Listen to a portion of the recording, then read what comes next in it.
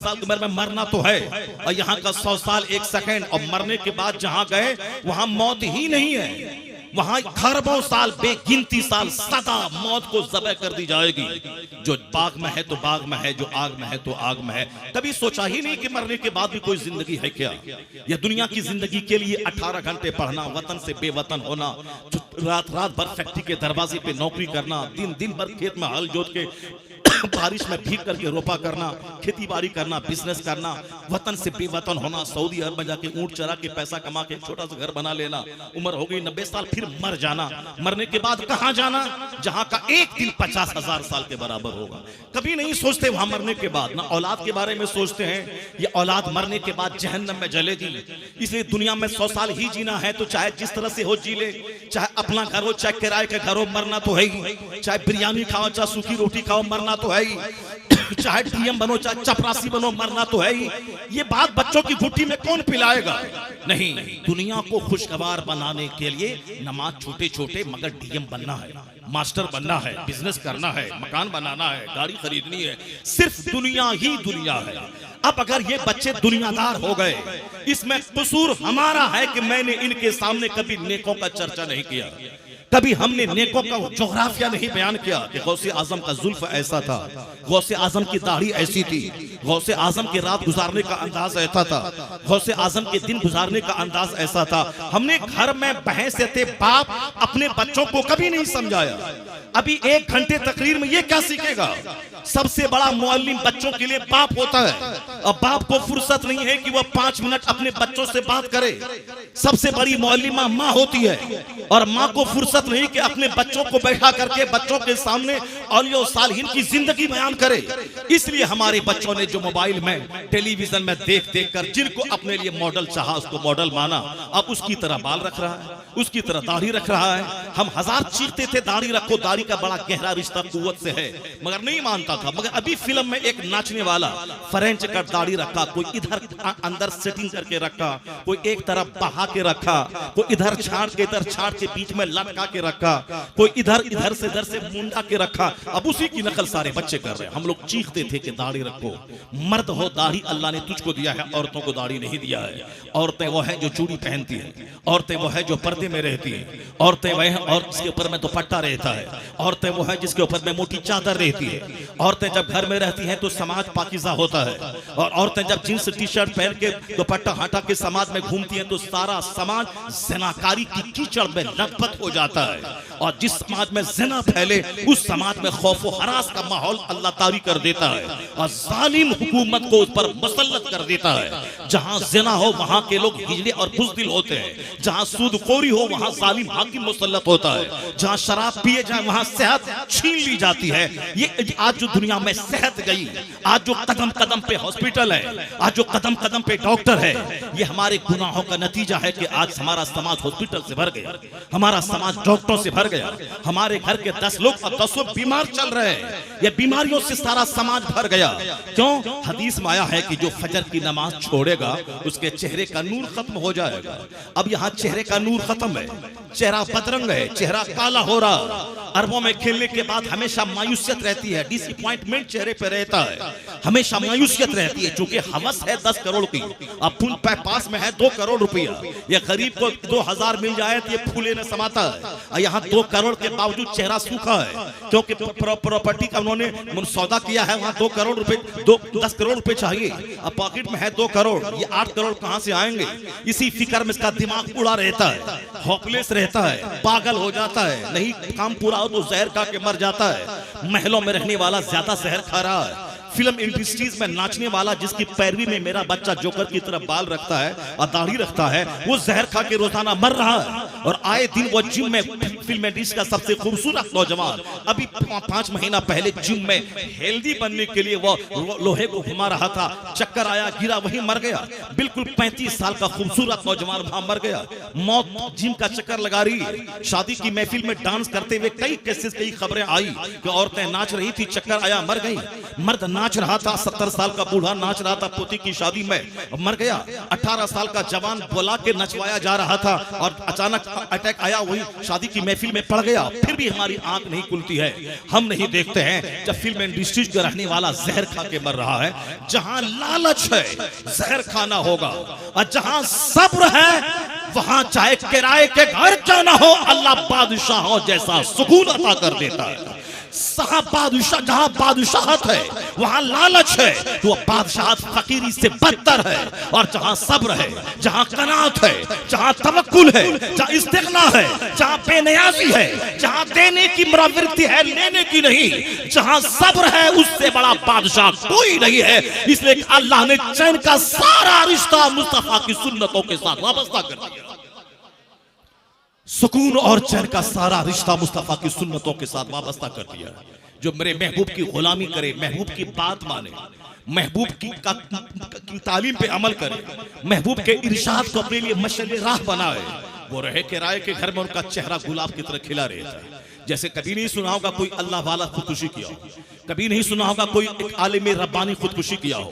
हाँ, कोई लुच्चा लफंगा कम पढ़ा लिखा मौलवी जो मस्जिद में इमामत करता था, तनख्वाह नहीं बढ़ी, वह फांसी के फंदे पे लटक गया। उस मौलवी को तो लटक ही जाना चाहिए, उसको तो फांसी के फंदे पे जाके जहन्नम ही चला जाना चाहिए। बदतमीज, तुमने क्या पढ़ा कुरान में, तुमने क्या पढ़ा हदीस में? अगर ये बदतमीज फांसी पे लटकने वाला, ये बदतमीज अगर मुस्तफा की जिंदगी पढ़ लेता, ये तो सिर्फ नात पढ़ने के लिए वह हिंदी में कलाम लिखा, ये तो मस्जिद में इमामत करने के लिए वो 10 सूरत को रट लिया है। ये बदतमीज अगर मुस्तफा की सीरत पढ़ लेता कि 2-2 महीने तक हुजूर के चूल्हे में आग नहीं सुलगती थी, 2-2 महीने तक मुस्तफा के चूल्हे में आग नहीं सुलगती थी, खजूर और पानी पे गुजर बसर होता था। सैयदा आयशा से पूछा किसी साहबी ने कि कैसे गुजर बसर होता था, कहा सिर्फ इल्ला सौदान 2 काली चीजों से, खजूर और पानी से। अलबत्ता पड़ोस में एक शख्स था जो कभी कभार बकरी दूह कर दूध हुजूर की खिदमत में प्याले में पेश कर देता था, और हुजूर ना खा करके वह दूध मुझे दे दिया करते, ना पी करके मुझे दे दिया करते थे। ये 2-2 महीने तक चूल्हे में आग नहीं सुलगती थी। सैयदा आयशा कहती हैं रायतुल हिलाल व रायतुल हिलाल उखरा सुम्मा रायतुल हिलाल उखरा, मैं चांद देखती, फिर दूसरे महीने का चांद देखती, तीसरे महीने का चांद देखती, लगातार 2 महीने गुजर जाते, मगर चूल्हे में आग नहीं सुलगती थी कि रोटी बना ले, सालन बना ले। किसकी नकल करता है तू? किसी राम की, किसी सीता की, किसी महाभारत को पढ़ता है, कोई गीता पढ़ता है, मॉडिफाइड बाइबल पढ़ता, क्या पढ़ता है तुम?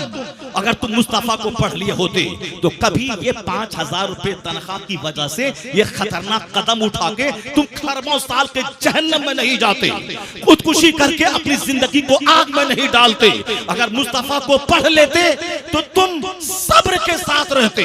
अगर सब्र नहीं होता तू तो जवान था, अब इमामत छोड़ करके तू जाके फैक्ट्री में नौकरी करता, वहां 25,000 महीना कमाता, दुनिया में जीने का हुनर सीखता, उसके बाद फिर मुसीबतों की आंखों में आंखें डाल के सब्र के साथ दुनिया में जिंदा रहता। जो मुस्तफा से हट के जिएगा उसे तो जहर खा के मरना ही पड़ेगा, और जो मुस्तफा को पढ़ के जिएगा वह गरीब रहेगा तो मुस्कुराता रहेगा, मालदार रहेगा तो मुस्कुराता रहेगा।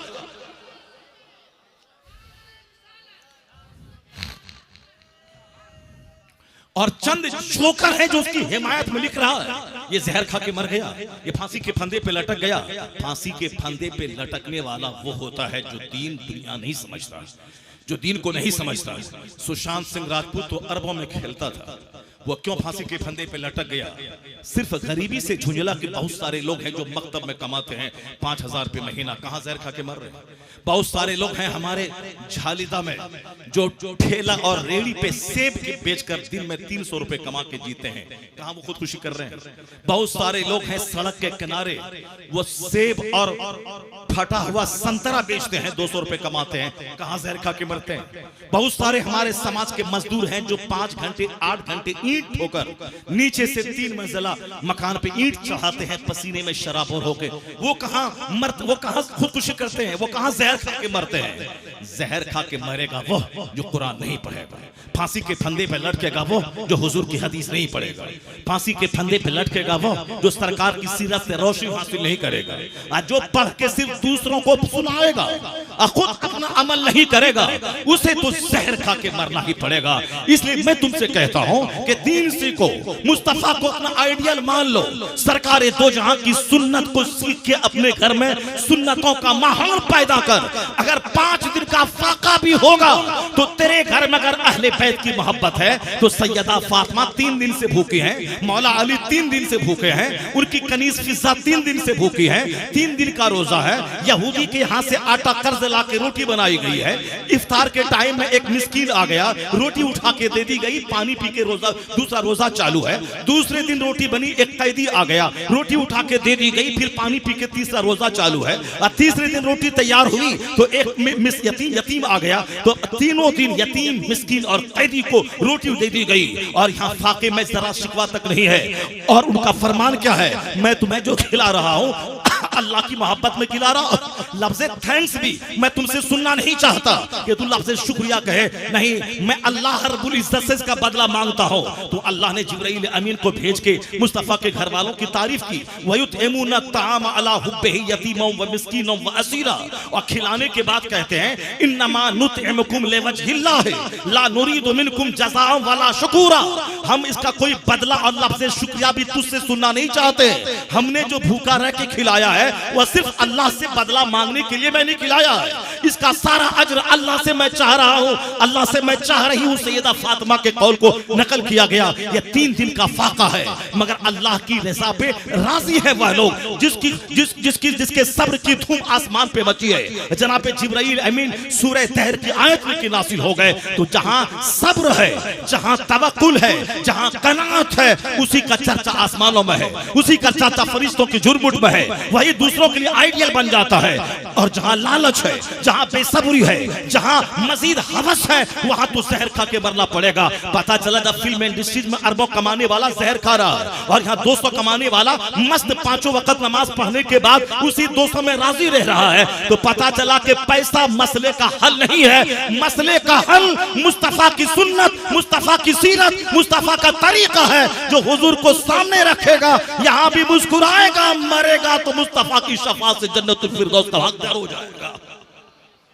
ये सारे प्रॉब्लम्स इसलिए हैं कि हम हुजूर को पढ़ना ही नहीं चाहते, हुजूर से हट के जीते हैं। इसलिए खुदकुशी है, इसलिए लफाजी है, इसलिए बकवास है, इसलिए समाज में गाली गलौज है, इसलिए तलाक है, इसलिए तकरार है, इसलिए घर उजड़ रहा है, हमारे बच्चे उजड़ रहे हैं। काफिरों का हौसला बुलंद हो रहा है, वो मुझे मारने, वो मुझे डराने, मुझे सफ़े हस्ती से मिटाने की धमकियां दे रहा है। और हम बुज़दिल बनकर उनकी सारी धमकियों को सुन रहे हैं और फिर अपने ही मजहब के बारे में एहसास कमतरी के शिकार हो रहे हैं कि मेरे मजहब का मुस्तकबिल कैसा है, पता नहीं आने वाला दिन मेरा कैसा होगा। ये लड़का कहां जा रहा, कहां भाग रहा। देखिए जमजम भाई की नात के टाइम में नारा लगा रहा था, जरा उसकी टोपी देखिए किस कदर टोपी, उसकी टोपी लाल है और उसके सर पे जो है नक्शे नाले लगा हुआ है। और ये जमजम भाई के टाइम में अगर ये भाग गया होता तो चलो भाई बात समझ में आती कि चलो ना शरीफ पर समझ में आ रहा, ना सिर्फ ये समझता जल्दी से बयान शुरू हो और हम जा रहे। पूरी ना सुनता रहा और कुरान हदीस की बात हो रही है, हुजूर की सीरत बयान कर रहे हैं, जीने का सलीका बता रहे हैं, तो अब ये महफिल से उठ के भाग रहा है। ये हमने अपने बच्चों को सिखाया है, यही मजाज हमने लोगों को दिया है। जलसा को इसलिए उठ गया होगा, इस हम बदगुमानी नहीं कर रहे हैं, अगर किसी वजह से उठ गया तो ठीक है, वरना नहीं तो आमतौर पर जो बच्चों का नेचर है वो तकरीर में कॉमेडी सुनना चाहता है, वह तकरीर में लतीफा सुनना चाहता है, वह तकरीर में बगैर सर पर के लच्छेदार जुमले सुनना चाहता है, ताकि साहब बोले बोले बोले पटाख से पटक करके नारा लगवा दें। जो हमारे लोगों ने माहौल बना दिया, पटक के नारा लगवाने का जो माहौल बना दिया है, सलीके से कुरान हदीस और सीरत की बात ही कोई नहीं सुनना चाहते। इसीलिए उसी माहौल का असर है कि मन नहीं लगता। तो अगर मन नहीं लगेगा तो सुन लो, आने वाले दिन में कोई तकरीर नहीं करेगा, इस स्टेज पर शेख चिल्ली आएगा। और जिस तरह से आना शुरू हो गया है, रामपुर, मुरादाबाद, पीलीभीत इलाके में उर्स उसकी तकरीब में शेख चिल्ली को लोग बुला रहे हैं। वह शेख चिल्ली पूरी टीम के साथ 5 लाख 6 लाख रुपए लोग देते हैं उसको, और उसको 5 स्टार होटल में रखते हैं। हम जैसे मौलवियों को तो जहां तहां लोग रखवाते हैं, अब बिस्किट और दाल मुठ खिलाते हैं, और उन शेख चिल्ली को आदमी 5 स्टार होटल में रखता है, और लग्जरी कार, कीमती कार में उसको लाता है, और उसको 5 लाख रुपए जो फीस उसकी वो देता है, और दौराने लतीफा जो लाखों रुपए उस पर छूट की शक्ल में आते हैं वो सब लेके समेट के 10 लाख रुपए जाता है। क्या बोला वो? सिर्फ लतीफा इतना हंसाया कि हंस हंस के पेट में दर्द होने लगा सारे लोग। ये इसके जिम्मेदार हम हैं। जब हम तकरीर में कुरान हदीस नहीं सुना करके लतीफा सुनाएंगे तो कमेटी वाला तो बोलेगा तुमसे अच्छा लतीफा तो शेख चिल्ली सुना रहा है, तुमसे अच्छा लतीफा शेख चिल्ली सुनाता है, उसको ही क्यों नहीं बोला है? जब तुम भी लतीफा ही बोलता है, तुम भी लतीफा ही सुनाता है, तो क्यों नहीं बेहतर है कि शेख चिल्ली को बुला ले? अगर तुम नात में हु करके कव्वाली का मजा लेके सुनाता है और अपने से ला करके मशीन पे उंगली डाल करके उसे गाने बजाने म्यूजिक की आवाज निकालता है, फिर तुमको लोग क्यों सुनेगा? कव्वाल के क्यों नहीं बुलाएगा? कव्वाल आएगा हारमोनियम और तबला से सजा हुआ स्टेज पर बैठेगा, अब वह सुनाएगा, लंबा लंबा बाल रखेगा, वो कव्वाल सुनाएगा। जब तुम भी नात शरीफ में कव्वाली ही का रंग भरना चाहता है तो तुझसे अच्छा रंग तो कव्वाल भर देगा, इसे कव्वाल को लाया जाएगा। अगर आपने जलसे की कद्र नहीं की, कुरान हदीस के सुनने का माहौल नहीं बनाया और नात खानी को कम नहीं किया, सिर्फ एक नात होगी जैसे अजमल और बेकल पढ़ते थे, 5 अशार पढ़ते थे, उसके बाद 5 घंटे की तकरीर होती थी। नज़ामी साहब हैं, अल्लामा रसूल कादी अलैहि रहमा है, वह साहब बड़े बड़े खुतबा आ रहे हैं, नात हुई 5 मिनट के लिए, उसके बाद सिर्फ खिताब हो रहा है। और बाद के दिनों में जब नात खानी लंबी हुई तो हमारे बुजुर्गों ने कहा था कि आने वाले वक्त में फिर देखना ये सर का दर्द हो जाएगा। बुजुर्गों ने कहा था और वाकई आज सर का दर्द हो गया। आज तकरीर कोई सुना नहीं चाहता है सिवाय नात खानी के। इसलिए महफिल को अगर बचाना है शेख चिल्ली से, और महफिल को बचाना है कॉमेडियन से, महफिल को बचाना है कव्वालों से, तो आलिमों को की कद्र करनी होगी, तकरीर को सुनना होगा, और तकरीर में कहानी, किस्सा, कॉमेडी को हटाकर सिर्फ कुरान पढ़ना होगा।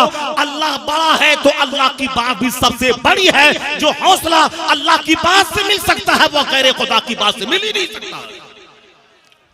ये कसूर हमारा है कि मैं मुताला नहीं करता, इसलिए मैं कॉमेडी का सहारा लेता हूं, मैं कहानी का सहारा लेता हूं।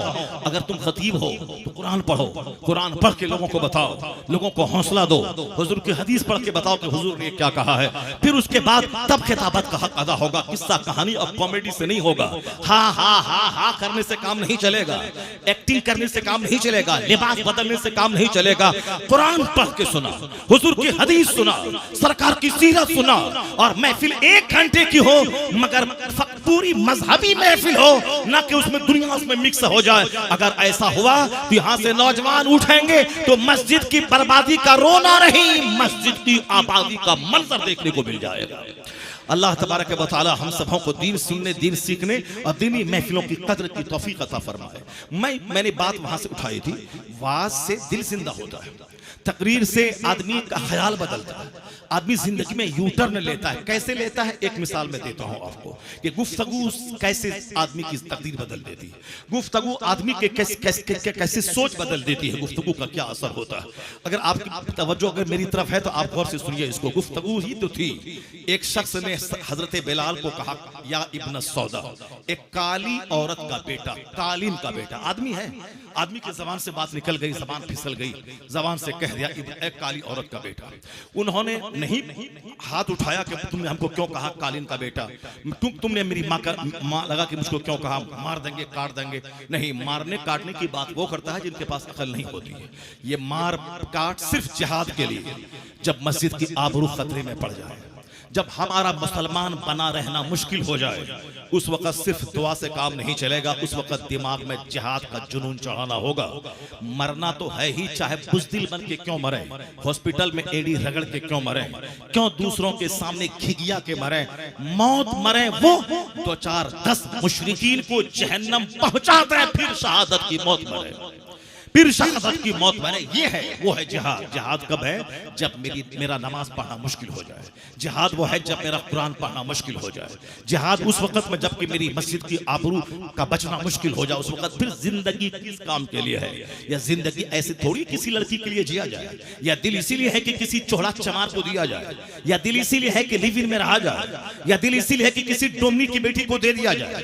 या दिल इसीलिए है कि किसी चमार की बेटी को दे दिया जाए? जो लोग मोबाइल चला रही है, हमारी बेटियां मोबाइल चला रहे हैं, कि जो भी था उसमें नजर आया, चाहे वह चमार हो, चाहे यूज्ड हो, चाहे उसका 5 हमल गिर चुका हो, नहीं ये मेरे लिए है, मैं इसके लिए पैदा हुआ हूं, ये मेरे लिए पैदा हुई है, ये तमाशा है। और वो भी दिन रात नहीं अब्बा अम्मू हमको इसी से शादी करा दिए, चमार है, चौड़ा है, डोम है, हरिजन है, दलित है, कुछ भी है, सुअर चराने वाला है, मगर हम शादी इसी से करेंगे। ये तमाशा है इस मोबाइल का कि दिल उसको चमार को दे दिए। ये हमारे बच्चे हैं जिसको डीएम बनने भेजा था, वो किसी लड़की से के इश्क में गिरफ्तार होकर लड़की को लेकर घर चला आया। बाप जमीन बेच के पढ़ाता था कोटा में ताकि मेरा बेटा डीएम बनेगा, एसपी बनेगा, नीट निकालेगा, जेई निकालेगा, नाम ऊंचा करेगा। जमीन बेच दो, जमीन रख के क्या करे? बच्चों को पढ़ाना है, लिखाना है।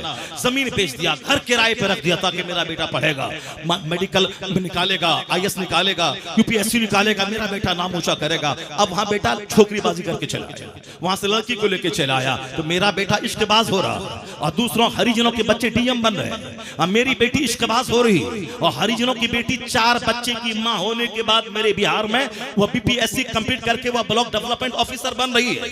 और हमारी बेटियां कुंवारी ही में सारा फोकस मोबाइल पे देके और किसी चमार को दिल दे रही है। अब साहब को हरिजन की बेटी डीएम बन रही है। ये है जो मोबाइल पे फोकस करेगा उसका दिल तो उजड़ ही जाएगा, और जो किताब पर फोकस करेगा वो अपने समाज का नाम रोशन करेगा, वो अपने खानदान का नाम रोशन करेगा, वो पढ़ने लिखने के बाद अच्छी जिंदगी गुजारने का एक सामान करेगा। ये दिल नहीं है कि जिसको तिसको दिया जाए। दिल की हिफाजत कर, दिल को उजड़ने से बचा। और पूछ आला हजरत से ये दिल किस काम के लिए है, तो आला हजरत आशिक रसूल बताएंगे, दिल है वो दिल जो तेरी याद से मामूर रहा, सर है वो सर जो तेरे कदमों पे कुर्बान है। यह दिल मुस्तफा की मोहब्बत के लिए है। यह दिल हुजूर की मोहब्बत के लिए खाली कर दें। बच्चों को बचपन से ही गुट्ठी में मुस्तफा की मोहब्बत पिला दें। हुजूर की सीरत बयान करें। सबसे ज्यादा घर में चर्चा मुस्तफा का होना चाहिए, सबसे ज्यादा घर में चर्चा असहाब रसूल का होना चाहिए, सबसे ज्यादा घर में चर्चा नेकों का होना चाहिए, ताकि बच्चों के दिल दिमाग में नेकों की नकल की आदत पड़ जाए। यहाँ तो चर्चा दिन रात है कि वो डॉक्टर बना अरबपति बन गया, वो इंजीनियर बना खरबपति बन गया, वो मास्टर बना 1 लाख महीना कमाने लगा, वो इंजीनियर बना 10 लाख अमेरिका में कमाने लगा, घर बनाया, मकान बनाया, गाड़ी खरीदा, उसके बाद मर गया। ये कोई बाप नहीं बताता कि वो अमेरिका में 10 लाख महीना कमाया, 90 साल उम्र होगी, वहां से घर आया और 1 दर्जन बीमारी लेके आया और अचानक चक्कर आया, मर गया, बाथरूम में मर गया। ये कोई नहीं बताता। ये मौत का चर्चा अपने घर में बच्चों के सामने करना होगा। इसलिए करना होगा कि ताकि दुनिया की मोहब्बत घटे और आखिरत की मोहब्बत बढ़े, दुनिया की लग्जरियस लाइफ का शौक खत्म हो और जन्नत पाने की तड़प पैदा हो जाए। और ये हुजूर ने कहा है, सरकार सैयदा आयशा फरमाती हैं कि सरकार दो आलम अलैहिस्सलाम का फरमान है, जो रोजाना 20 बार मौत को याद करेगा वो अपने बिस्तर पे ही क्यों ना मर जाए, अल्लाह उसे शहादत का मर्तबा अता फरमाएगा। जो डेली 20 बार मौत को याद करेगा। और हम कैसे जी रहे हैं कि कब्रिस्तान से आने वालों के लिए एक तरफ से देहात में सबके दरवाजे पे बाल्टी में पानी रहता है, ताकि कब्रिस्तान से आके सबसे पहला काम ये करना है कि पैर को धो लेना, ताकि कब्रिस्तान की मिट्टी घर में न जाए। अगर मिट्टी घर में चली गई तो 1 साल के अंदर में सारा घर उजड़ जाएगा और घर के सारे लोग मर जाएंगे। इसलिए मर न जाए, कब्रिस्तान से आने के बाद हाथ धो लेना और पैर धो लेना, ताकि कब्रिस्तान की मिट्टी घर में न जाए। इतना डर है हमें मौत से, इतना डर है हमें कब्रिस्तान जाने से। चाहे जितना भी डरो उससे कुछ भी नहीं होने वाला है। अल्लाह का फैसला है, फैजा जा अजलुहुम ला यस्ताखिरून साअतुम वला यस्तक़दिमून। जब मौत का वक्त आएगा तो एक लम्हा न आगे होगा न पीछे होगा, 1 सेकंड आगे पीछे नहीं होगा।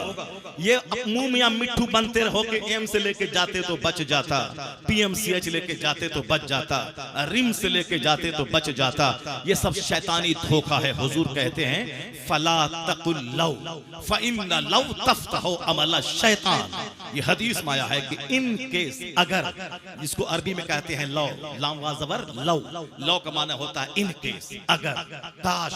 हुजूर कहते हैं कि ये मत बोला कर कि अगर हम लेके जाते तो वहां बच गया होता। बेशुमार लोग इंडिया के हैं जो इलाज कराने अमेरिका जाते हैं और वहां से शिफायाब होके बहुत कम लोग आते हैं, डेड बॉडी लेके आते हैं। अगर शिफा अमेरिका में रहती तो डेड बॉडी नहीं आती। अगर शिफा दिल्ली के एम्स में रहती तो दिल्ली से एम्स से रोजाना 200 लाशें नहीं निकलती। अगर शिफा रिम्स और एम्स में रहती तो वहां से डेड बॉडी रोजाना 10, 20, 50 की तादाद में नहीं निकलती। पता चला कि एक तदबीर है, इलाज कराना है, इलाज कराना है, डॉक्टर के पास जाना है। बाकी विश्वास अल्लाह की जात पे रखना है कि जो खुदा चाहेगा वही होगा। और जब बच्चा मर जाए, बाप मर जाए, ये ना बोले कि वहां जाते तो बच जाता, ये नहीं बोले, बोले यही बंदों के चाहने से क्या होता है, वही होता है जो मंजूरी खुदा होता है। जो अल्लाह ने चाहा वही हुआ। अगर लो इन केस अगर बोलेगा तो हुजूर क्या कहते हैं, तफ्तहो अमल शैतान, शैतानी सोच का दरवाजा खुलता है वहां से। तकदीर पर यकीन करना जरूरी है कि जो अल्लाह ने लिख दिया है वह होकर रहेगा। और इन केस वाला जुमला उस तकदीर पर ईमान को कमजोर कर देता है। इसलिए ब्लाइंडली आंख बंद करके मानना पड़ेगा, जो अल्लाह ने लिख दिया वह होके रहा। हर पैदा होने वाले को मर ही जाना है। ये बात अपने बच्चों को बताना पड़ेगा, अपनी बीवी को बताना पड़ेगा, और अपने घर में डेली 20 बार मौत को याद करना पड़ेगा। और जो 20 बार डेली दुआ करे हर नमाज के बाद, अगर 4 बार ही वह बोलेगा अल्लाहुम्मा बारिक ली फी मौती, ये अल्लाह मेरी मौत में बरकत अता फरमा, वफी मा बादल मौत, अगर ये दुआ करे 5 बार हर नमाज के बाद, तो हर 5 नमाज में अगर हर नमाज के बाद 4 बार बोले तो 20 बार हो जाएगा। और हदीस की रोशनी में जो 20 बार रोजाना मौत को याद करेगा, वो अपने घर ही में क्यों ना मर जाए, अल्लाह शहादत का मर्तबा अता फरमा देगा। और हुजूर फरमाते हैं अक्सरू जिक्र हादिमी लज़्ज़ातिल मौत, सरकार कहते हैं कि लज्जतों को ढा देने वाली चीज जो मौत है उसको कसरत से याद करो। कुरान शरीफ में कसरत से मौत का चर्चा आया है, मगर यह हाथ भी धो के मिट्टी झाड़ते हैं ताकि कब्रिस्तान की मिट्टी घर न पहुंचे, और दरवाजे पे बाल्टी में पानी है, पांव धो ताकि कब्रिस्तान की मिट्टी घर में न पहुंचे। अगर बोल दिया कि अगर मैं मर गई तो मेरी अम्मी तुम रोना मत, तो फिर कयामत उस सर पे उठा लेती है माँ कि तुम ये जुमला बोला कैसे, तुम मुंह से मौत निकाला कैसे। मत निकालो, मौत की बात नहीं बोलना वरना मर जाओगे। यह है जाहिल माँ, यह है यह जाहिल बाप। उन्हीं जाहिल माँ बाप की सोहबत में रहने वाले जाहिल बच्चे जो साहब जिंदगी की तमन्ना रख रहे हैं, अब मौत का चर्चा नहीं करते कि शाम के वक्त में मौत आएगी। आज दूसरे का ऐलान हुआ अब्दुल समद भाई नहीं रहे, कल फजर के बाद उसके जनाजे की नमाज होगी। ये नहीं समझा कि कल हो सकता है कि मेरे नाम का ऐलान हो जाए कि कल फला साहब नहीं रहे और जोहर के बाद उनके जनाजे की नमाज पढ़ी जाएगी। रोजाना 5 टाइम अजान अब कम हो रही है, और अजान होती है 5 टाइम और जनाजे का ऐलान 10 बार हो रहा है। उसके बावजूद भी दिल नहीं कांप जाता कि कल मेरा ऐलान होगा। नहीं, इस्लाम ने इस बात पे जोर दिया है कि दुनिया से ज्यादा आखिरत से मोहब्बत कर। यही वजह है कि कुरान में 114 सूरतों में सबसे ज्यादा आखिरत का चर्चा है, सबसे ज्यादा मौत का चर्चा है। हम पढ़ते नहीं, बताते नहीं है। सूरह जिलजाल पढ़ के देखिए, इज़ा ज़ुलज़िलतिल अर्दु ज़िलज़ालहा व अखरजतिल अर्दु अस्क़ालहा व क़ालल इंसानु मा लहा यौम इज़िन तुहद्दिसु अख़बारहा बिअन्ना रब्बका अवहालहा यौम इज़िन यस्दुरुन नासु अश्तातन लियरौ अमालहुम फमन यअमल मिस्क़ाल ज़र्रतिन खैरन यरा व मन यअमल मिस्क़ाल ज़र्रतिन शर्रन यरा। इस सूरत का नाम सूरह जिलज़ाल है। इसकी फजीलत हदीस में आई है कि जो एक बार पढ़ ले उसे आधा कुरान पढ़ने का सवाब मिल जाता है, निस्फ कुरान का। और नमाज के अंदर में इस सूरत को कसरत से पढ़िए। अगर सूरह आदियात के बारे में आया है जो इसके बाद की दूसरी सूरत है, जो उसको एक बार पढ़ ले आधा कुरान का सवाब मिलता है। अगर आपने जोहर की नमाज में पहली दोनों रकात में जिलजाल और आदियात पढ़ लिया तो नमाज तो हो ही गई, फर्ज अदा हो ही गया, एक खत्म कुरान का सवाब भी मिल गया। अगर आपने नफल नमाज में 3 बार दोनों रकत में सूरह इखलास की तिलावत की, नमाज भी हो गई, सजदा क़याम क़ुऊद का अज्र भी मिला और 2 खत्म कुरान का सवाब भी मिल गया नमाज के अंदर में। अब उस जिलजाल में क्या कहा गया है जरा गौर से सुनिए। जब यह जमीन हिला दी जाएगी, यानी जब आखिरत का ज़लज़ला, क़यामत का ज़लज़ला आएगा और यह जमीन अपने सारे बोझ को निकाल के फेंक देगी। फिर उसके बाद क्या होगा, जब लोग सफ दर सफ मैदान महशर की तरफ हिसाब के लिए बुलाए जाएंगे, उसके बाद क्या होगा, जिसको जहां तक कि बुराई अगर नेकी की होगी दुनिया में तो वहां देखेगा बंदा, और दुनिया में राई के बराबर कोई गुनाह किया होगा तो बंदा वहां देखेगा। तो इस सूरत की सब आयतों में कयामत के ज़लज़ले का जिक्र है। जमीन फटेगी, कब्र में जितने लोग दफन होंगे क़यामत तक उसके निकलने का चर्चा है। सब सफ़े बांध कर अपने अमाल को देखने के लिए वो जाएंगे, और फिर राई के बराबर कोई नेकी की होगी तो वहां देखेगा। इस सूरत में सिर्फ आखिरत का चर्चा है, लेकिन हमने कभी आखिरत को अपने घर में कभी इशू नहीं बनाया। और गौसे आजम का चर्चा किया भी तो क्या किया, गौसे आजम का लंगर बांटो मालदार बन जाओगे, गौसे आजम का तोशे कादरिया करो मालदार बन जाओगे, गौसे आजम की नियाज हर महीने की 11 तारीख को दिलाओ मालदार बन जाओगे, मालदार बन जाओगे, मालदार बन जाओगे, मालदार बन जाओगे। इसीलिए हमने नियाज की लंगर बांटा, तोशे कादरिया किया और खत्म कादरिया की तकरीब की। जन्नत जाने के लिए नहीं, सुन्नतों पे अमल के लिए नहीं, घर के सारे बच्चों का मजाज मजहबी बन जाए नहीं, सिर्फ ये लंगर चलाओ पैसा बढ़ जाएगा, खत्म कादरिया करो माल बढ़ जाएगा। ये सारी बोली माल माल माल माल, ये बोली तो काफिर भी बोलता है कि हम जगन्नाथ पुरी गए तो हमारा ये महल बन गया, हम काशी विश्वनाथ बनारस गए तो वहां आए ये फैक्ट्री बन गई, हम गोरखधाम गए, गोरखपुर गए, वहां से आए ये मेरा बेटा पैदा हो गया। वही बोली तू बोलेगा जो बोली काफिर बोलता है कि बेटा मिलेगा, बेटी मिलेगी, माल मिलेगा, मकान मिलेगा, जमीन मिलेगी, दुकान मिलेगी, यही बोली बोलेगा। यही बोली सरकार गौसे आजम का इसलिए नाम है गौसे आजम। तो